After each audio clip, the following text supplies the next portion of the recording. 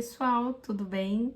Eu sou a Ellen Tashiro e eu vim aqui trazer mais um vídeo para vocês. Dessa vez vim trazer um vídeo falando sobre a chegada da dança no Brasil.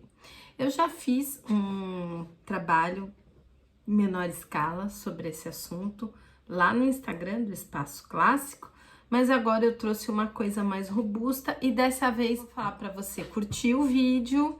Eu vou pedir para você se inscrever no canal, que aqui no canal nós temos muitas coisas a respeito de história da dança e outras coisas mais, como história de companhias, histórias de balés, discussão sobre balé, várias coisas, tá bom? Tá muito quente? Água. Então é isso. Vamos começar? Nós vamos falar sobre a chegada da dança no Brasil e não especificamente do balé, tá bom? Nós vamos falar sobre a chegada da dança no Brasil. Eu sei que tem muita gente que faz parte do nosso canal e que assiste os nossos vídeos com legenda, porque são pessoas de outros países, mas dessa vez nós vamos falar sobre a chegada da dança no Brasil, que é muito interessante para que as pessoas possam entender um pouco da dinâmica da dança aqui no Brasil, tá bom? Que é um país que está produzindo muitos bailarinos de excelente qualidade, mas que tem toda uma idiosincrasia que permeia o nosso campo de trabalho. Bem, o Brasil, ele era colônia de Portugal, né? E como ele era colônia de Portugal, ele não tinha uma cena cultural muito rica. Nós tínhamos um primeiro teatro construído aqui no Brasil, que existe até hoje, que é um teatro chamado Casa da Ópera, em Ouro Preto, que é o teatro mais antigo do Brasil, e alguns, né, dizem que é o teatro mais antigo da América Latina.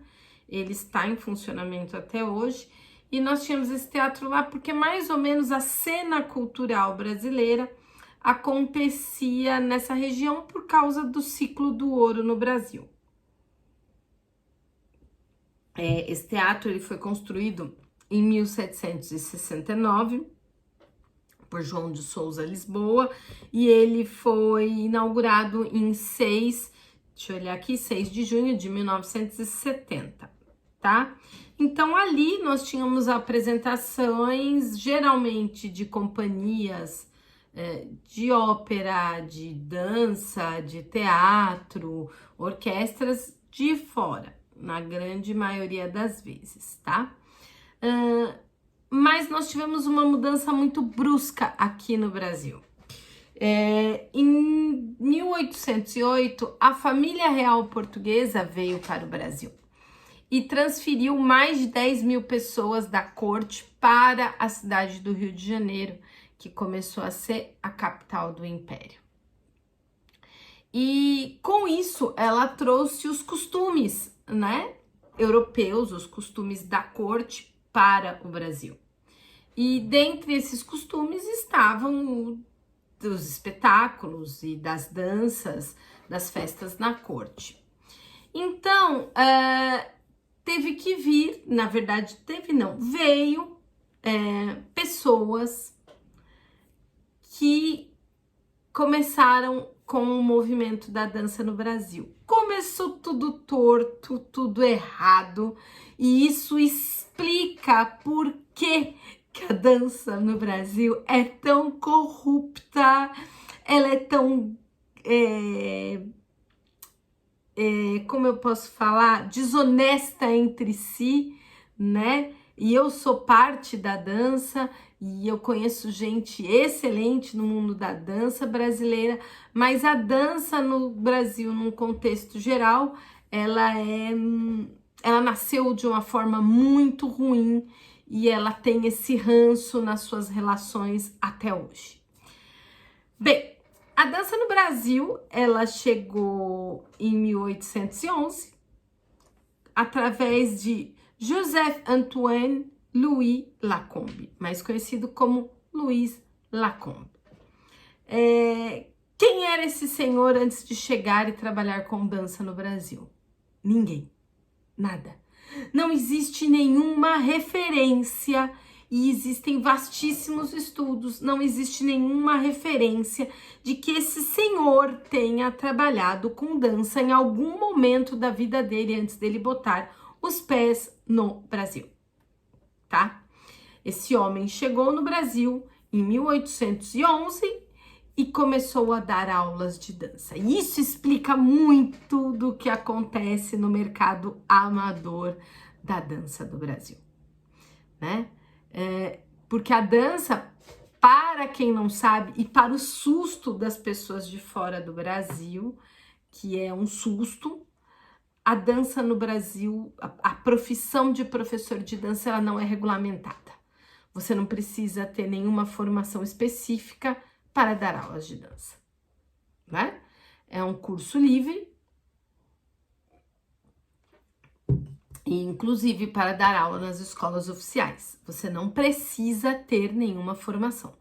Claro que quem dá aula nas grandes escolas, e para mim nós temos 3 grandes escolas, talvez 4 grandes escolas de dança aqui no Brasil, é óbvio que eles acabam peneirando, sendo mais criteriosos e pegando pessoas que, se não têm uma formação tradicional na dança, têm um conhecimento e um estudo tão grande que faz com que elas tenham um conhecimento nivelado a uma pessoa com estudo profissionalizante, né? Mas aqui no Brasil nós não temos isto. Veja que, por exemplo, há muitos anos atrás nós tínhamos um maître de ballet que nunca foi bailarino, nunca estudou dentro de uma sala de aula formalmente, e ele chegou até coreografar para uma companhia estatal. Então, a dança no Brasil não tem regulamentação, diferente de alguns lugares do mundo, onde você só pode ser professor de ballet se você passar por um liceu, por um curso de 2º grau, e eu tô falando disso com conhecimento de causa, porque é assim em Portugal, é assim na Austrália, é assim na Espanha, né? Você não vai ser um professor de ballet, a não ser que você tenha um currículo vastíssimo e uma vida nessa área que seja acima de qualquer suspeita, mas a priori você não vai ser professor de ballet se você não tiver uma formação nesse sentido. Em Cuba também é assim, né? Tô falando de países dos quais eu trabalhei e conheço. Então, nós temos um senhor que chega aqui e ele põe um anúncio no jornal onde ele vai abrir uma sala de aulas na casa dele, na Rua do Ouvidor, no centro do Rio de Janeiro. E ele passa a ser, então, o primeiro professor de danças do Brasil. Não estamos falando de ballet, estamos falando de dança num contexto geral. O primeiro espetáculo no Brasil feito, dirigido por esse senhor, em data já de 1811, e ele se chama Il Due Rivali, e ele foi coreografado pelo Luiz Lacombe com música de Marcos Portugal. A história do Lacombe está extremamente ligada à história de Marcos Portugal. Por quê? Deixa eu só dar uma adiantada aqui. O Lacombe, ele chegou no Brasil acompanhando a esposa dele, tá?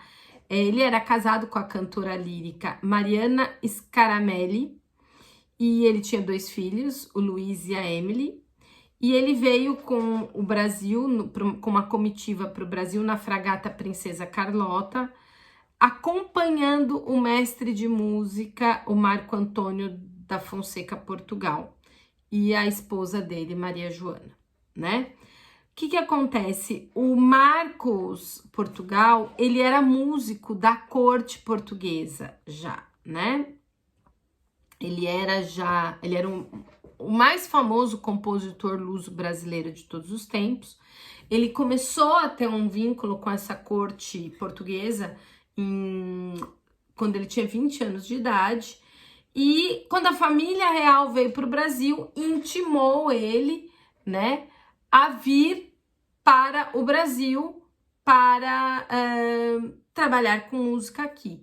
E ele tinha que trazer a sua maior estrela da época, que a cantora que mais trabalhava com ele, e tem registros sobre a carreira dela anteriormente à chegada dela do Brasil, que era a esposa do Lacombe, era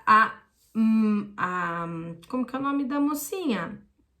Mariana Scaramelle, né? Ela era uma soprano, e ela nasceu em Veneza em 1785 e ela estava estrelando as principais obras de Marcos Portugal nessa época. Então ele trouxe ela junto com a comitiva que veio para trabalhar no Brasil. Existem registros da carreira pregressa da Mariana desde que ela tem 17 anos de idade. Tem registros que a carreira dela era relevante entre 1806 e 1810 nos teatros em Trieste, Parma, Florença, Lisboa e Porto. Então, ela e o Marcos Portugal já tinham um trabalho consolidado, pelo menos há 3, 4 anos antes da chegada dela no Brasil. E o marido dela, que não tinha vergonha nenhuma de ser apenas o marido dela, ele não tem registro de uma vida profissional antes de chegar no Brasil. Ocorre que ele chega aqui no Brasil e ele fala: eu sou professor de dança, e coloca um anúncio no jornal dizendo que vai dar aulas de dança, tá? Eu vou achar aqui porque a gente começa com um problema muito sério. A dança no Brasil, ela tem um histórico de ser uma coisa muito ligada às elites, né? Mas é porque começou com o pé esquerdo. A dança, por si só, ela é uma coisa muito... eu vou te dizer assim, que nos povos originários, tipo nos indígenas, nos aborígenes, ela é uma coisa muito mais popular do que era a dança para os civilizados, para os europeus, no contexto geral. Por quê? Porque essas pessoas, elas dançavam ritualisticamente. Elas dançavam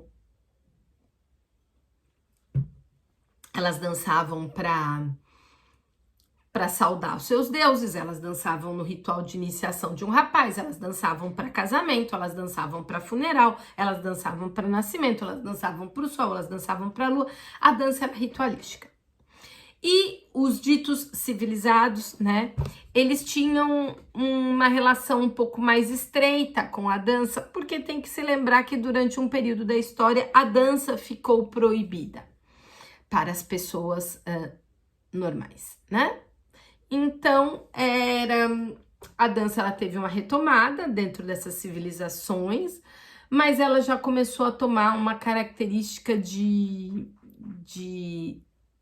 além de divertimento ou peça que compunha uma parte de uma determinada festa, ela também já estava pegando caracteres de obra de arte. Mas acontece que esse senhor que nunca dançou, nunca foi um profissional da dança, ele chegou no Brasil e colocou um anúncio. Em 13 de junho de 1811, ele colocou no jornal mais importante do Rio de Janeiro, ele colocou que a partir daquela data estavam abertas as aulas de dança na casa dele para todas as pessoas civilizadas da cidade e que ele iria ensinar danças de todas as qualidades para essas pessoas. Então ele deixa bem claro quem ele considera civilizado, quem era burguês rico, burguês com poder aquisitivo, né, os comerciantes, ou quem era membro da corte. Tirando essas pessoas, ninguém estaria apto a ter aulas de dança com ele. A dança começou mal aqui, porque ela já começou no regime privado, né? Começamos com o pé esquerdo. Além de começarmos com uma pessoa que nunca dançou, começamos já privatizada. Então, esse foi o anúncio que ele republicava todas as semanas, aonde ele daria aula para as pessoas mais refinadas e civilizadas da cidade. E é muito engraçado, porque é uma pessoa que teve essa ideia de se lançar como professor de dança. A dança tinha uma característica, porque ao contrário do que são as danças sociais hoje, as danças sociais naquele tempo, elas já eram pré-coreografadas, pré-estabelecidas. Hoje não, você entra e dança livremente. Mas naquele tempo, as pessoas eram educadas, as pessoas bem educadas, elas já sabiam a dança. Então, se ela entrava no salão, ela saberia dançar uma mazurca, uma polca, um minueto, saberia tudo o que aconteceria, porque eram danças já pré-estabelecidas, ok? Então, esse professor, ele ensinava essas danças. E claro que com a chegada do Lacombe, começou o nepotismo e a corrupção na dança. Por quê? Porque o Lacombe, ele é o primeiro de 4 filhos do senhor Francisco Lacombe, e ele foi trazendo os irmãos dele, né? Então, ele trouxe o Lourenço Lacombe, ele trouxe o Luiz Lacombe Júnior e ele trouxe o José Manuel Lacombe. Porque, lembrando, o Luiz Lacombe, ele não era Luiz, o nome dele era, vamos repetir aqui, Joseph Antoine Louis Lacombe. E o outro irmão dele não, era Luiz Lacombe, tá? Então, ficou Luiz Lacombe Júnior e ele era Luiz Lacombe, ok? Ele começou a dar aula e como que milagrosamente ele estreou um balé, né? E como milagrosamente em 1816, isso é 5 anos depois da estada dele, da chegada dele no Brasil, ele pega o cargo de compositor de danças do Real Teatro São João, onde ele permanece por vários anos e como parte das atribuições dele estavam compor balés, isso é, coreografar balés cômicos, sérios e de demi-caráter, que lhe fossem determinados. Então, os superiores a ele dentro do teatro chegariam e falariam qual é o tema, e ele tinha que coreografar, criar esses balés, ensaiá-los, colocá-los em cena, né? E distribuir os papéis, enfim, ele tinha que montar o libreto de acordo com o que lhe fosse solicitado, e ainda era a cargo dele escolher quem ia dançar, quem ia fazer os papéis, né? Ensaiar, colocar em cena. Então ele tinha um poder muito grande relacionado a tudo que acontecia da dança ali. E é óbvio que ele também começou o nepotismo e a corrupção ali. Então ele já mandou trazer os irmãos para o Brasil e nós vamos ver o registro de que os irmãos dele figuravam como primeiros bailarinos, né, primeiros dançarinos dessas obras. Além de fazer as obras para o teatro, que nem sempre eram só espetáculos de dança, podiam ser danças embutidas dentro de espetáculos musicais, tais como óperas, ele também era responsável pelas danças das festas da corte, pelo que o nome dessas danças eram entrechos ou entremeios. Ele era responsável por essas danças também. O que eram essas danças? Eram pequenos números, né, diversimãs, variados, baseados em algum tema, em alguma pantomima, em alguma música, em algum instrumento, e que eram dançadas no meio dessas festas da corte para divertir os convidados. Essas coreografias poderiam ser solos sérios, solos jocosos, ou passo-dobles, passos de 2, ou tercetos ou quartetos. Depende do que lhe fosse pedido. E também eles eram dançados muitas vezes pelo próprio Lacombe e algumas vezes por bailarinos estrangeiros que eles chamavam, ou figurantes da ópera. Mas é muito importante deixar claro que todo o poder acerca da criação de dança foi para a mão desse Lacombe. E você tem que entender, ele era casado com a principal soprano do compositor da corte. Então, ele teve a ideia de começar dando aula e essa mulher acabou, claro, fazendo a ponte. Além de tudo, há uma lenda que fala que o príncipe Dom Pedro teve péssimos professores de dança, né? Que ele teve professores de dança que beiravam o medíocre ou o ruim, e que então ele não teria base para avaliar a qualidade do trabalho do Lacombe. Se era medíocre, ruim ou não, ele não tinha essa capacidade. Então, ele acabou assumindo esse papel na dança na cidade do Rio de Janeiro e, portanto, no país, no Brasil. Nós já falamos que ele veio casado, tal, e ele começou em 1816 a esse posto de coreógrafo do teatro e da corte, mas em 1825 ele é realmente nomeado o mestre de danças da Casa Real, tá? E ele teve essa posição até o final da vida, que foi ocupada quando ele morreu pelo irmão dele, o Lourenço Lacombe. Essa função foi passada de um para o outro, e o irmão dele, o Lacombe, assumiu em 1831 a posto de mestre de danças da Casa Real. Ele veio para o Brasil em 1819 com a esposa dele, ela sim, uma bailarina, Julieta Lacombe. E eles já vieram contratados para dançar no ballet, no Real Teatro, a convite do Lacombe, do Luiz Lacombe, e o Lourenço chegou a ser o mestre particular de dança da Dona Maria II, rainha de Portugal, né? Aí nós colocamos que o Joseph, né, o Luiz, o primeiro Lacombe, ele chegou aqui, ele tinha 25 anos de idade, né? E não tinha ninguém com base para avaliar o trabalho dele. E o Lacombe, ele passa por uma situação bastante trágica. Aos 37 anos, ele fica viúvo. Em 1822, a Mariana, ela morre, né? Não fala aqui nos nossos estudos qual foi a doença que a acometeu, mas ela morre. Isso abala bastante ele. Porém, ele já tinha uma vida muito confortável financeiramente e ele nem ainda tinha sido nomeado de fato o mestre de danças da Casa Real, porque isso aconteceu em 1825 e a mulher dele morreu em 1822.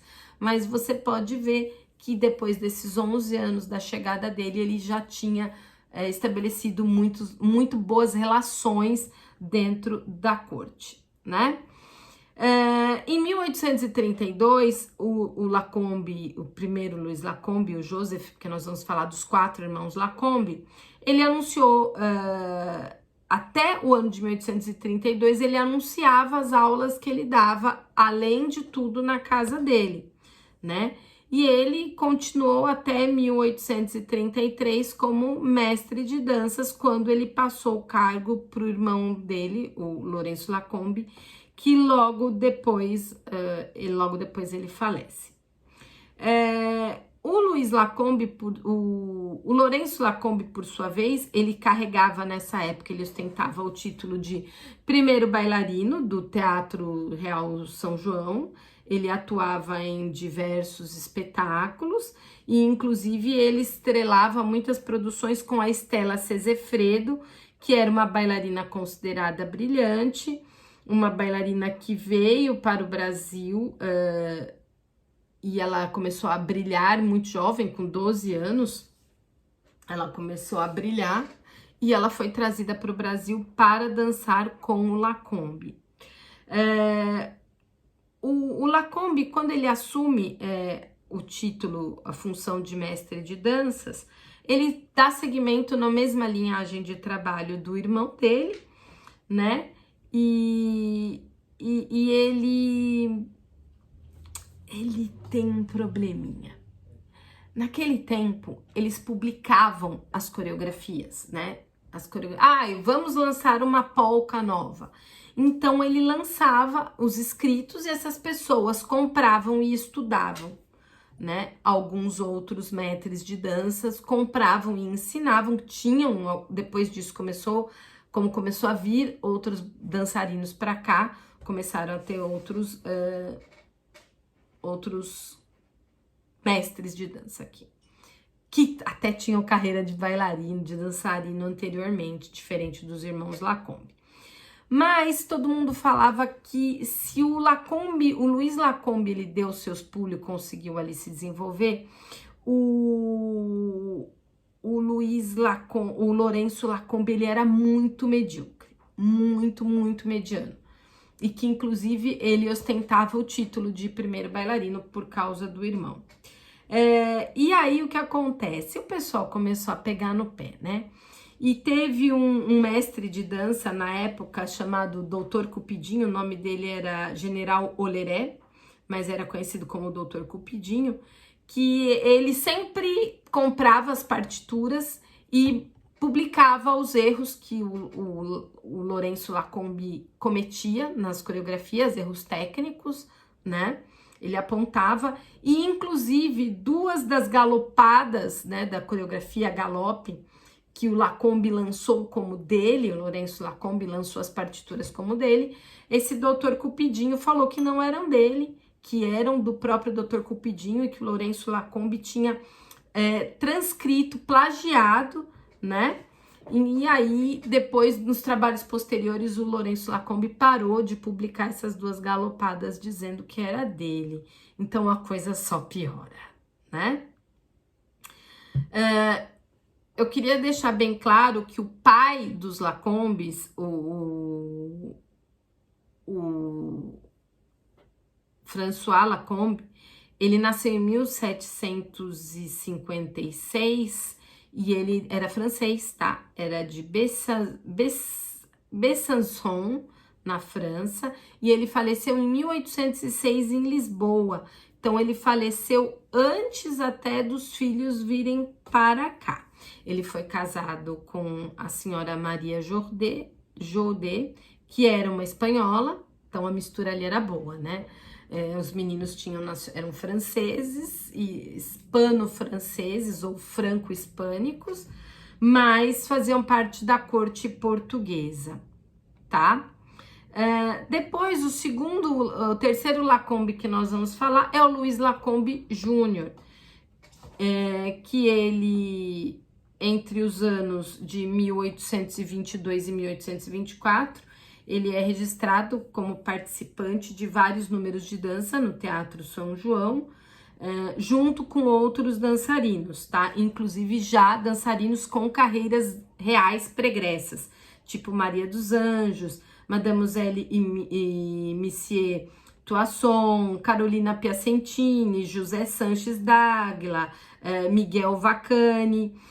Ele era considerado, a partir de 1823, há registros de que ele tinha o título de segundo bailarino da companhia, tá? E também começaram a colocar o Lacombe Júnior para dançar alguns duetos com a Estela Sesefreda, e a partir de 1822, que eu já falei que ela era uma prodígio, com 12 anos de idade ela já era uma prodígio, e eles dançavam várias gavotas, lundus e cachuchas. A Estela Sesefreda, ela começou a carreira dela dançando com Augusto Toussaint, mas passaram ela para dar moral pro Lacombinho, que não devia ter talento nenhum. O Lacombe Júnior também começa a anunciar, a partir de 1832, que ele é professor, né? Começa a anunciar as aulas dele, começa a mostrar que ele tinha uma sala de dança, mas ele também anuncia que ele está dando aula o quê? Em escolas, né? Ele começa a dar aula em escolas e, assim, muito importante, ele já começou a dar aula para meninos e meninas, né? Talvez não juntos no mesmo ambiente, mas ele já se tornou o quê? Um professor para meninos e meninas, enquanto os outros, na sua grande maioria, enquanto professores, atuavam apenas para as moças, ok? o Lacombe, o Lacombe Júnior, ele teve uma atuação bem menor no sistema privado, né, nas aulas dentro da casa dele ou no espaço dele, porque ele começou a dar aula nas escolas e ele alcançou uma boa quantidade de alunos nessa situação. E ele depois assumiu o lugar do Lourenço Lacombe como professor de dança na corte, tá? E o Lacombe Lourenço parou e o Luiz Lacombe Júnior assumiu e ele atuou como mestre de dança na corte até 1840, que foi o ano que ele morreu. E temos o quarto Lacombe, que é o menos espalhafatoso de todos, que é o José Manuel Lacombe, ele nascido na Itália, né? E a partir de 1815, ele é o único que tem uma história pregressa com dança. A partir de 1815, há registros de que o José Manuel Lacombe dançava mesmo, fazia parte do balé em Lisboa, dançou em várias temáticas, dançou coreografias de Antônio Cairon, de outros coreógrafos, mas ele tem uma história pregressa de dança. Quando ele chega no Brasil, em 1829, pelo que se também tem de pesquisa, as pesquisas sobre os Lacombes, a grande maioria é em jornais da época. Ele também oferece aulas de dança a partir de 1829, mas ele é o único dos Lacombes que tem um passado como dançarino, tá? Lá em Lisboa. E aí, depois, ele não trabalha como mestre de dança da corte, tá? Ele não chega a trabalhar como mestre de dança da corte, aí já existem umas outras modificações, e a partir daí começam a chegar outras pessoas. Nós vamos ter um personagem muito interessante, que é a Maria Baderna, enfim. Nós vamos ter outras personagens chegando na história da dança, não do balé. E isso é assunto para um outro vídeo. Mas aqui nós estamos falando dos Lacombes e estamos parafraseando o filósofo.